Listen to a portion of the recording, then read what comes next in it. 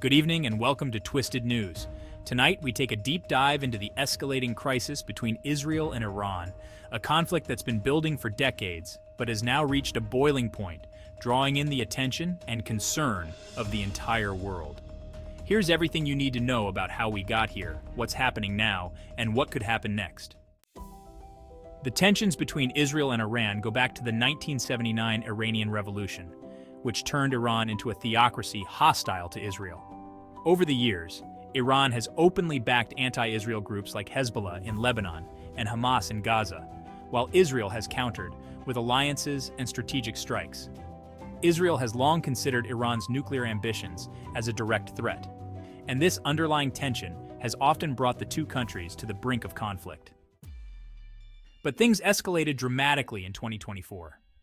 It began with Israel conducting multiple airstrikes on Iranian-linked sites across Lebanon and Syria, including targeting Hezbollah's command centers and weapons depots. Then, in April and again in October, Iran retaliated with hundreds of missiles and drones aimed at Israeli military and civilian sites. The latest barrage of 180 missiles from Iran marks one of the most significant attacks between the two countries, sparking fears that this situation could spiral into an all-out war. Israel responded swiftly, launching extensive airstrikes on Iranian assets in Syria and even deploying ground forces in southern Lebanon to confront Hezbollah directly. Israeli Prime Minister Benjamin Netanyahu declared that Iran would pay a heavy price for its actions. This statement has only fueled the fear that this conflict may soon spread across the region. Netanyahu's comments have led to speculation that Israel might even consider direct strikes on Iran's nuclear facilities if the situation continues to deteriorate. And while these military operations rage on, the humanitarian crisis in Gaza is worsening by the day.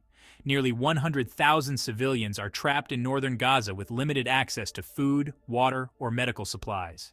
The United Nations and global NGOs urgently call for humanitarian corridors. But both sides remain locked in a cycle of attack and counterattack.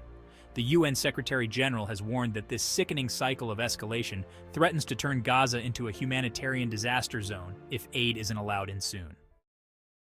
This conflict isn't just contained on the battlefield, it's affecting economies around the globe.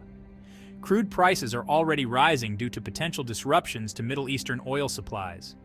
Analysts warn that any damage to Iran's oil infrastructure, whether from Israeli strikes or other forms of retaliation, could destabilize global oil markets, causing ripple effects that would impact economies far beyond the Middle East. What comes next? Analysts suggest that if Iran's proxies intensify their attacks, Israel might push forward with plans to target Iran's nuclear sites, a move that could ignite a regional conflict. Although the Biden administration is urging Israel to keep responses proportional, Netanyahu's past actions suggest Israel may act independently, especially if it sees this as a fight for survival. Iran, for its part, seems fully prepared for a prolonged conflict and is supporting its proxies in Lebanon, Syria, and Gaza to keep pressure on Israel from multiple fronts. So that's where we stand, a situation that could destabilize the Middle East and disrupt lives far beyond. For Twisted News, I'm Theo Shaft. Make sure to like, subscribe, and hit the notification bell to stay informed as we continue to track this unfolding crisis.